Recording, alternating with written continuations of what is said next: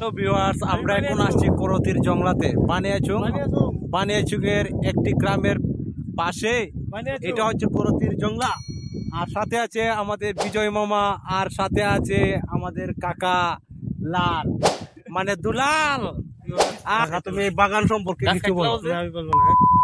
এই মামা, তুমি কিছু বলো বাগান সম্পর্কে, কিছু বলো এই করতির জংলার উপলক্ষে। তুমি কিছু বলো যে ভিউটা কেমন অস্থির। এই যে আমাদের দাদা, আর এই গাছপালা, খুব ভয়ানক দৃশ্য। দাদা, এই করতির জংলা উপলক্ষে তুমি কিছু বলো দাদা।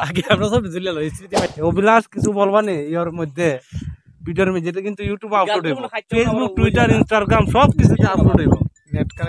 হ্যাঁ, আরে ভাই, নেট না, কোনো সমস্যা নাই।